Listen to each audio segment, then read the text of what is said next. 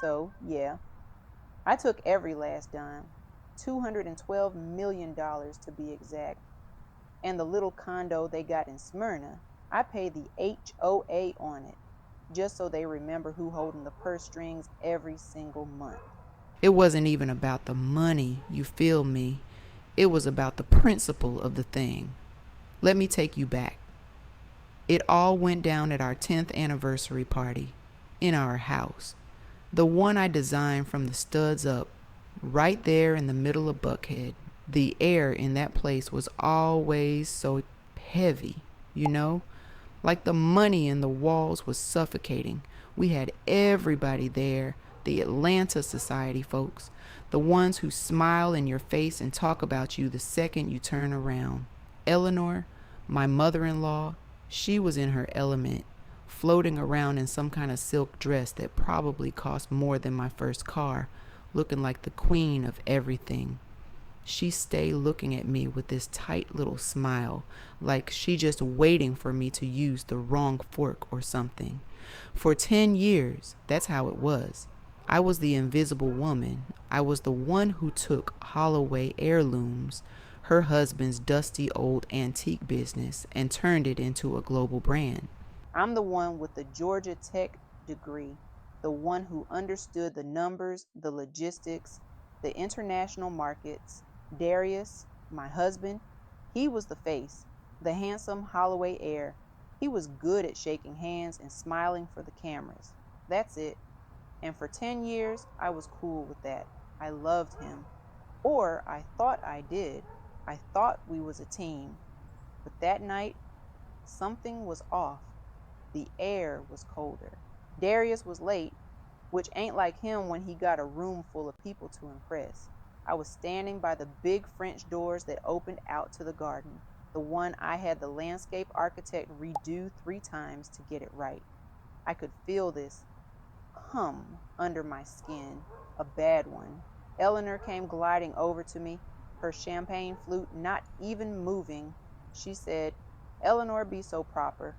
You know, Shanice, for a girl from a group home, you've done surprisingly well for yourself." She said it like she was complimenting a dog for learning a new trick. I just smiled. "Thank you, Eleanor. I learned from the best." I let her figure out who I was talking about. Finally, around 10 o'clock, Darius walks in, and he ain't alone. He got this little young thing with him. She couldn't have been more than 22, 23, all big eyes in a tight dress, looking around like she was at the damn zoo. The music kind of stuttered. The whole room went quiet. You could hear the ice clinking in people's glasses. Darius walked right up to me, didn't even look me in the eye. He just looked at a spot on the wall right behind my head, and he said, "Shanice, this is Crystal." And then he looked at Crystal and said, "Crystal, this is Shanice." I'm just looking at him. Like, for real? Right here? At our anniversary party? In front of all these people? He cleared his throat and said, "Crystal's pregnant, and I need you to be out of the house by the morning." The room was so quiet, I swear I could hear my own heart beating in my ears. It felt like the whole world just tilted on its side. Out. By morning. After 10 years of building his life, his business, our home, he wanted me out. By morning. I just looked at him. Then I looked at her, this little girl who was twisting a piece of her hair, looking terrified. Then I looked at Eleanor, and she had this little smirk on her face, a real one this time. She knew. She knew this was coming, and that's when it all clicked. This was a coup. They had planned this. I didn't say nothing. I didn't cry. I didn't scream, I just nodded my head, real slow. "Okay," I said. My voice sounded strange, like it was coming from somewhere else. "Okay." And I turned around and walked right up the big marble staircase, right past all them staring faces. I could feel their eyes on my back. I went into our bedroom, the one with the big windows overlooking the city, and I closed the door. I sat on the edge of the bed for a minute. The bed I picked out. In the room I decorated, and I just breathed in and out. I ain't finna let them see me break. Not tonight. Not ever. And that's when I thought about Clarence. Darius's daddy. Big C, we used to call him. He was the only one in that family who ever saw me, really saw me. He passed about 5 years into our marriage. I remember sitting by his bed in the hospital. It was just me and him. He was weak. His voice was all scratchy. He grabbed my hand, and his was all bone and paper skin. He said, "Shanice, that boy of mine, he ain't my son. He is mother's son. He's weak. He's got her poison in him. But you the one with the fire. You the one who made all this mean something again." I just cried, 'cause nobody ever said nothing like that to me before. And then he told me. He told me what he had done. He said, "I ain't leaving my life's work in the hands of a fool. I fixed it. I fixed it for you." He made me the sole trustee of the Holloway Family Trust. The whole thing, all of it, but there was a clause, a special one. He called it the integrity clause. It would only activate, I would only get full, untouchable control under one condition: if Darius committed a material breach of the marriage contract. Adultery, abandonment, something like that. And it had to be proven legally. So when his lawyer came the next morning with them divorce papers, and I saw that little box checked for irreconcilable differences and the other one for adultery, with little Crystal's name right there on the line, I almost laughed. They were handing me the damn keys to the kingdom and didn't even know it. Darius and Eleanor, they was sitting in my living room on my couch looking all smug. Darius wouldn't look at me. His lawyer, this little weasel of a man named Marcus, he slid the papers across the coffee table. He said, "It's a very generous offer, Shanice. $500,000, and you sign an NDA." Generous, after I turned their $20 million company into a $200 million empire. They thought that I was some dumb country girl they could just throw some pocket change at and send on her way. I looked at the papers. I saw the clause about me vacating the premises immediately. I saw the part about me not being entitled to any part of the business. I saw it all. And I picked up the pen. It was a fancy Mont Blanc pen, the one I bought Darius for our 5th anniversary. I clicked it open, and I signed my name right on the dotted line. Shanice Monroe. Eleanor let out this little sigh of relief. Darius finally looked up, and he had this look on his face, like pity. He thought he had me. He thought he had won. I stood up and slid the papers back to Marcus. I said, "All right then. I'll be out by noon." And I walked out of that room, and I ain't looked back. But what happened next was just, they had no idea. They had no idea that signature wasn't an act of surrender. It was a declaration of war. The first thing I did wasn't pack. Nah, I went to the guest house out by the pool, the one I used as my real office. I closed the door, and I made one phone call. It was to a number in Zurich, Switzerland. A man named Mr. Dubois answered on the first ring. He always did. He was Clarence's guy. Now he was my guy. I said, "Mr. Dubois, it's Shanice Monroe," he said. "Madame Monroe, I have been waiting for your call. I have the documents right here." I said, "Execute the Clarence Holloway protocol." Immediately, there was a pause, and then he said, "With pleasure. Confirmation will be in your email within 5 minutes." I hung up the phone, and that was it. That was the sound of the world ending for Darius and Eleanor Holloway. I packed a small bag, just the essentials, my laptop, couple changes of clothes, and a small locked metal box that Clarence had given me. I walked out of that house for the last time. got in my car, a Range Rover they thought they owned, and I drove away. I didn't even look in the rearview mirror. I drove straight to a building in Midtown, a new one, all glass and steel. I took the private elevator up to the penthouse. When the doors opened, it was to a huge, empty apartment with floor to ceiling windows looking out over the whole city. It was mine. I had bought it with my own money 6 months before. I always knew this day might come. I had my own accounts, my own investments. They thought I was just their little workhorse. They ain't know I was building my own ark the whole time. The email from Mr. Dubois came through. Protocol executed. All assets under the Holloway Family Trust, account number 774-B, totaling $212,453,601.17, are now frozen and under the sole control of the primary trustee, Shanice Monroe. All subsidiary accounts and credit lines linked to this trust are now suspended. I read that number again. 212 million, and it was all mine. It took about 3 hours for the first call to come. I was sitting on the floor of my empty penthouse, eating a slice of pizza from a box, when my phone rang. It was Darius. I let it go to voicemail. He called again, and again, and again. Finally, I answered. I put it on speaker. His voice was high, panicked. Shanice, what did you do? What's going on? My cards are being declined, all of them. I was trying to close on a condo for Crystal, and everything just stopped. I took a bite of my pizza. I don't know what you're talking about, Darius. You told me to get out. I'm out. Don't play dumb with me, he screamed. This has you written all over it. What did you do to my money? I laughed. A real laugh, too. I said, first of all, it ain't your money. It was never your money. It was your daddy's money. And now it's my money.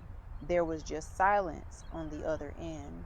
I could hear him breathing, all fast and ragged. Then I heard Eleanor's voice in the background, sharp and shrill. What is she saying? What does she mean? He finally stammered. What? What are you talking about? I said. You should have read the trust documents, Darius, the real ones, not the fake ones your mama probably showed you. Your daddy was a smart man. He didn't trust you, and he sure as hell didn't trust her. He left me in charge of everything. And you and your little girlfriend and your mother just handed me the keys when you signed them papers this morning. So thank you. I gotta go now. I'm decorating. And I hung up. The peace I felt in that moment, man, it was better than any money. The next day, they showed up at my new building, unannounced. I don't know how they found me. Eleanor probably has a private investigator on retainer or something. My doorman called up. He said, Ms. Monroe, there's a Mr. and Mrs. Holloway here to see you. They seem agitated. I said, send them up. I wanted to see their faces. When the elevator doors opened, they looked ragged. Eleanor's perfect hair was all messed up. Darius looked like he hadn't slept. They stormed into the apartment. Eleanor looked around at the empty space, the huge windows. She sneered. So this is where you're squatting. How did you afford this? Running up more of my son's credit cards before they got shut off? I just smiled. I said, Eleanor, I own it. I own the whole floor. Bought and paid for. You should see the view from the master bedroom. They just stared at me. The confusion on their faces was beautiful. Darius finally found his voice. We're going to sue you, Shanice. We're going to take you for everything you have. I said, everything I have? Darius, you ain't got a pot to piss in. You have nothing to sue me with. Your lawyers have all been dismissed because their retainers were paid by the trust that I now control. You don't have a lawyer. You don't have a bank account.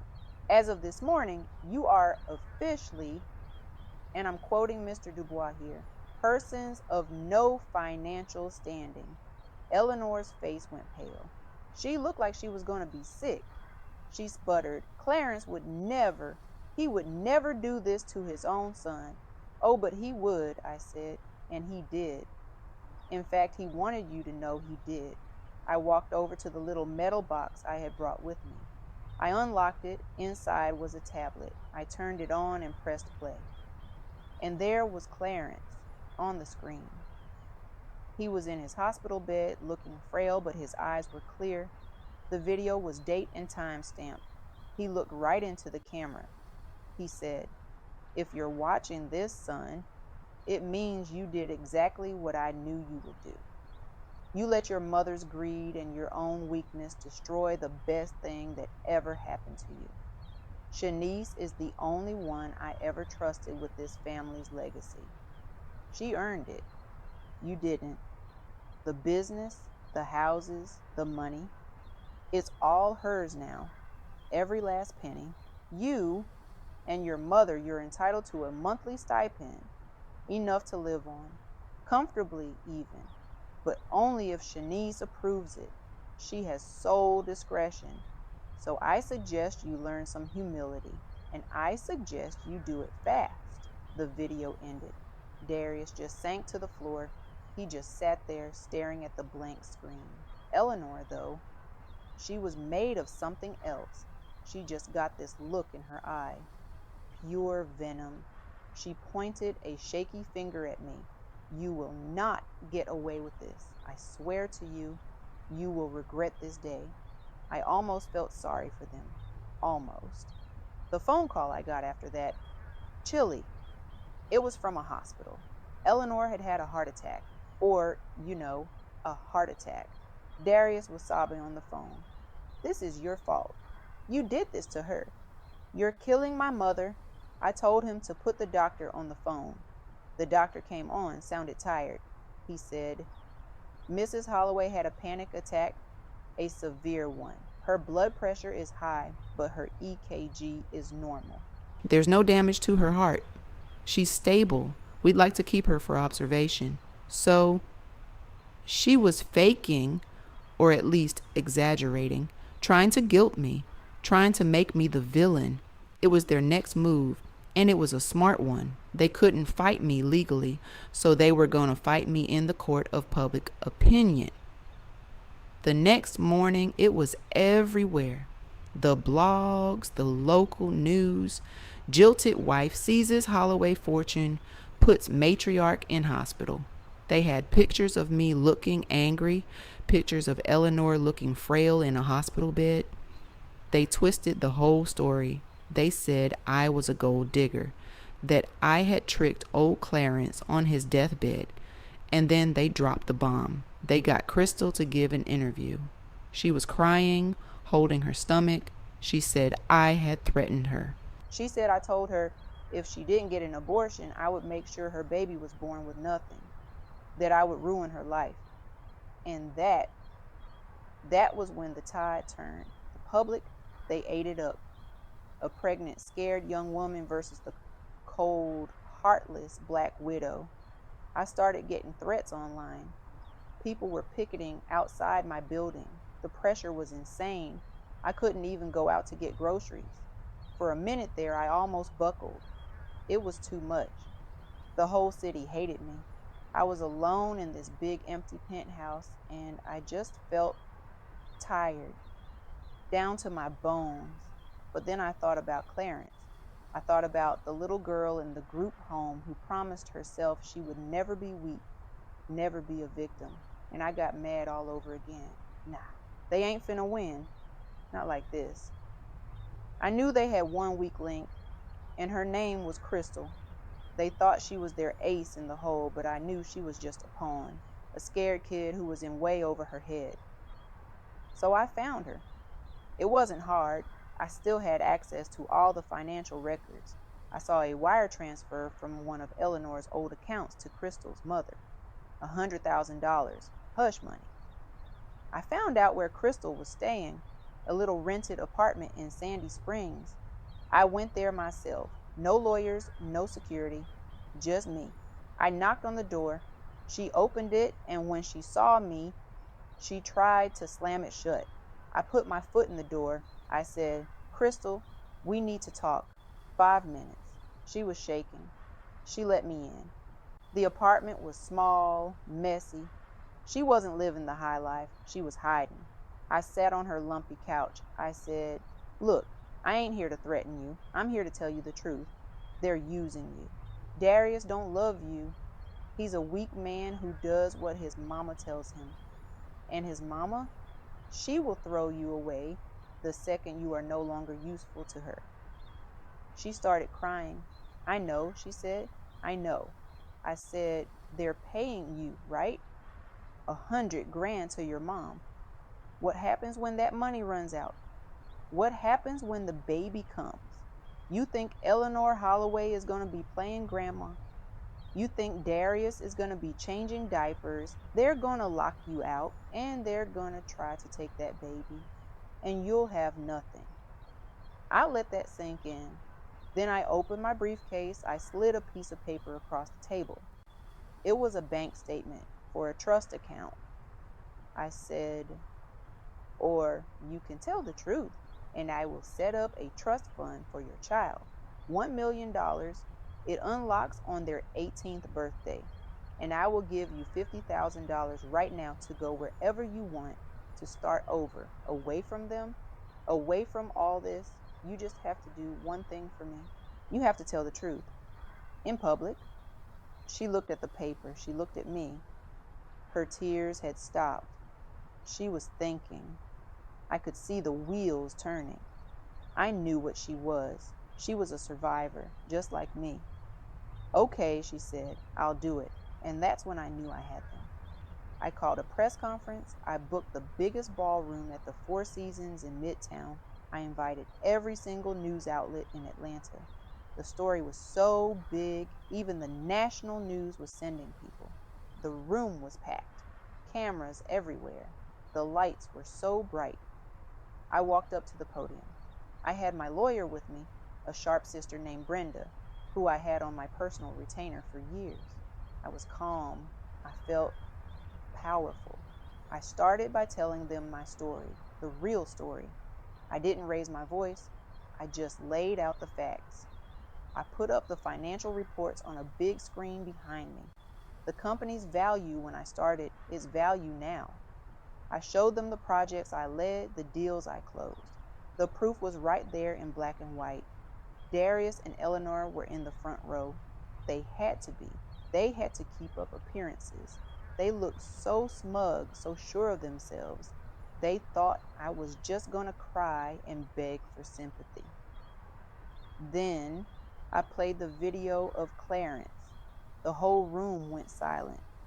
You could hear people gasping. I saw Darius shrink down in his chair. Eleanor's face was like a stone mask. I let the video finish. Then I said, "As you can see, Clarence Holloway was a man who believed in protecting his legacy, and he entrusted me to do it. The story that has been told in the media is a lie, a calculated, cruel lie designed to manipulate all of you. And it was orchestrated by two people in this room."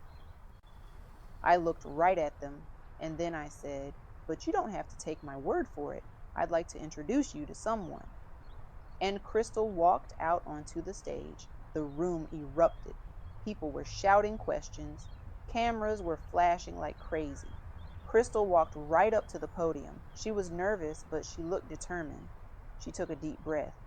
She said, "My name is Crystal, and I was paid by Eleanor Holloway to lie. She told me what to say. She told me to lie about being pregnant. There is no baby. There was never a baby. It was all a scam."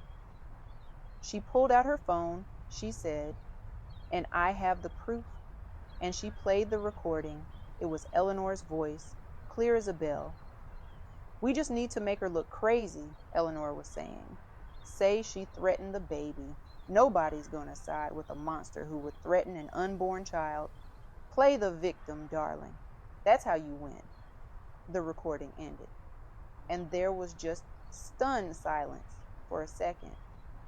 And then it was chaos. The reporters surged forward.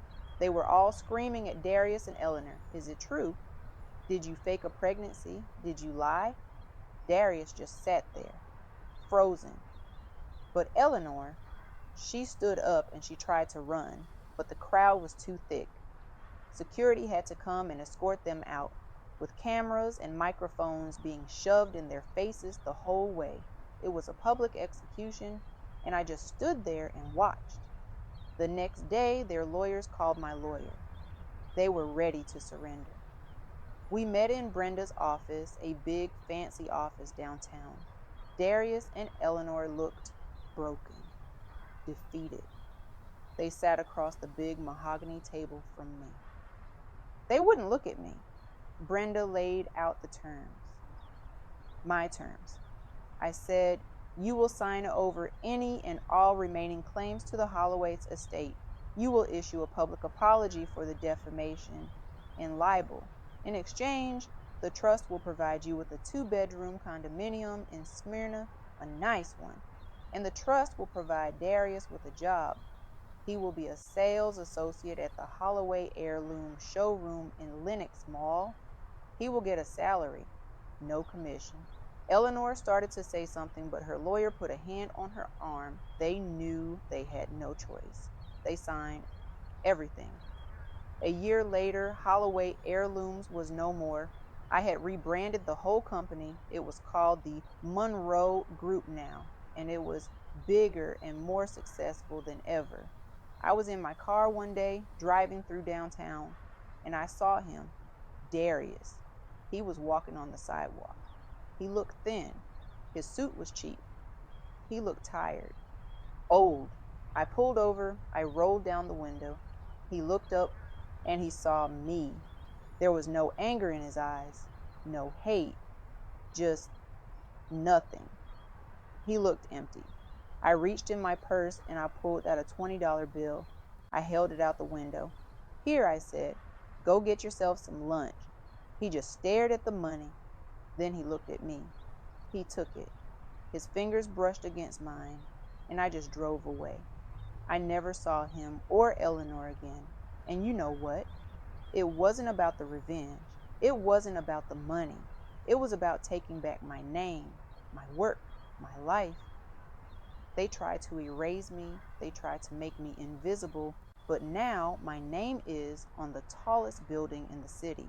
And theirs is on a mailbox in Smyrna. And that right there is what you call justice. You feel me? It is what it is. Thank you, Shanice, for sharing this story with us. Chile, what a journey. Now listen, we all felt that moment at the party when they tried to put her out like she was nobody. After 10 years of building their whole life, imagine that. They thought they could just erase her. But they ain't know who they was dealing with. They didn't know she was the one holding all the real power, just waiting for the right moment. And that's when it get real. Now, let me tell y'all, this story is about so much more than just money. It's about preparation. See, Shanice had her own place, her own accounts, long before the trouble ever showed its face. And her father-in-law, bless his heart, he put his faith in her down on paper, in a trust. Let me break that down. A trust is just a legal way to make sure your wishes are followed and your people are protected. The mistake folks stay making is putting all their hope in words and promises that can disappear with the morning sun. And what about how she carried herself when they tried to humiliate her? She ain't scream and holler. I'm telling you, she just nodded and walked up them stairs with her head held high. That right there is a rule to remember. Don't let nobody else's foolishness become your storm. For real. If I had to break this down for somebody going through something similar, I'd say this. You don't fight every battle with the same weapon. She knew that young girl Crystal wasn't the real enemy. And then, she gave her a better way out. Seriously, sometimes the smartest move ain't confrontation, it's understanding. Shanice's story is a powerful reminder that your worth ain't determined by who acknowledges it. You just gotta know it for yourself. And don't ever let nobody make you feel small in a house you helped build. If this story gave you something to think about, go ahead and subscribe and hit that thumbs up. Let me know in the comments which city or state y'all watching from.